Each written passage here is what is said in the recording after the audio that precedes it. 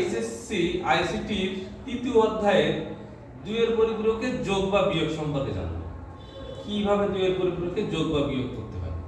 পরীক্ষা অনেক সময় আসে যে রিনার বয়স এত, তোমার বয়স এত, দুইজনের বয়সের পার্থক্য যোগের মাধ্যমে দেখো, তখন কিন্তু 2 এর পরিপূরক। এবার এই বিভিন্ন ধরনের কথার মাধ্যমে এই পরিপূরক বের করতে হয়।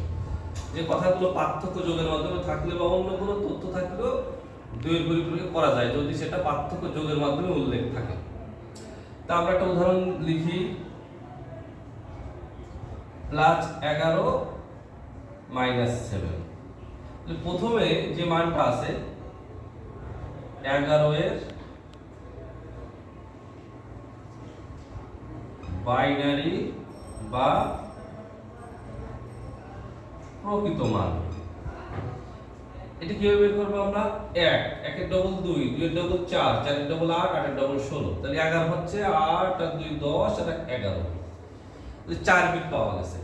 পরিপূরকের অঙ্ক সব সময় আমাদের 8 বিট করতে হয়, এটা মাথায় রাখতে হবে, সব সময় 8 বিট।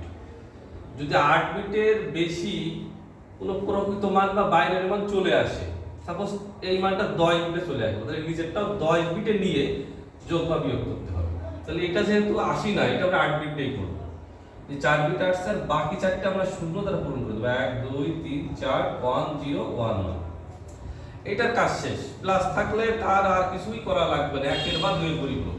এবার 7 এর প্রকৃত মান বা বাইনারি মান, তাহলে 7 এর জন্য আমাকে লাগতেছে 4 আর 2 6 1 7, তিনটা 1, বাকি আরো থাকতেছে 5টা, মানে 8 বিট পূরণ হতে 5টা বিট বাকি থাকতে হবে, 5টা শূন্য নিতে হবে। 1 2 3 4 5 1 1 1। আচ্ছা, এইবার এটার -7 এর 1 এর পরিপূরক, 1 এর পরিপূরক করার সময় কি করতে হবে? মাইনাস যখন থাকবে, এই মাইনাস যখন থাকবে 1 এর পরিপূরক করার সময় শূন্যর জায়গায় 1 2 3 4 5, তাহলে 5টা শূন্য ছিল, 5টা 1, 3টা 1 ছিল, 3টা শূন্য, কনভার্ট হয়ে গেল আমাদের মাইনাস সাথে 1 এর পরিপূরক। এইবার কি করতে হবে? মাইনাস সাথে 2 এর পরিপূরক, তাহলে 2 এর পরিপূরক কি করতে হবে? এর সাথে শুধু 1 যোগ করতে হবে। 1 2 3 4 5 0 0 0, এর সাথে 1 যোগ, 1 0 0 1 2 3 4 5।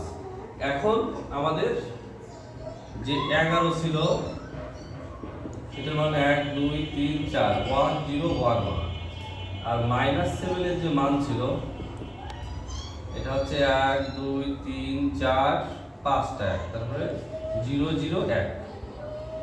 এবার 11 থেকে 7 বিয়োগ করলে 4 থাকে। দেখবো এখন এইটার যোগফলের মানটা আমাদের 4 হয় কিনা। 1 1 10 এর 0 হাতে 1, আবার 1 1 10 এর 0 হাতে 1, 0 1 1, এই আবার 1 1 আছে, 1 1 10 এর 0। আমরা জানি বাইনারিতে 1 আর 1 আসলে 10 এর 0 হয়, হাতে 1 থাকে, সেই হাতের 1 এর সাথে পরের 1 যোগ করলে আবার 10 এর 0, আবার হাতে 1 থাকে। 1 1 10 এর 0, আবার হাতে 1 থাকে।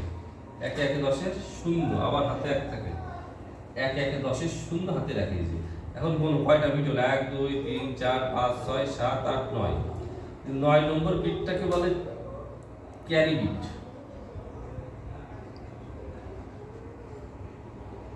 আর 8 নম্বর বিটটাকে বলে চিহ্ন বিট। চিহ্ন বিট যখন 0 আসবে, চিহ্ন বিট যখন 0 আসবে তখন আর কোনো কিছু করা লাগবে না, এটাই উত্তর। আর ক্যারি বিট সবসময় বাদ দিতে হবে 9 নম্বর বিটটা, তাহলে 4 এর মানটা আমরা পাচ্ছি 100। খেয়াল করে দেখো, আমরা যে মান লিখছিলাম 100 মানে কিন্তু 4, তার মানে এই মানের সাথে এটা কিন্তু মিল আছে। তো এইভাবে পরিপূরকের যোগ বা বিয়োগ খুব সহজে তোমরা বের করতে পারবা যদি এই ট্রিক্সটা মনে রাখো, প্রকৃত মান বা বাইনারি মান কিভাবে বের করতে হয়, এবং এটা হচ্ছে 8 বিটে নিতে হয়, এটা যদি খেয়াল রাখবা।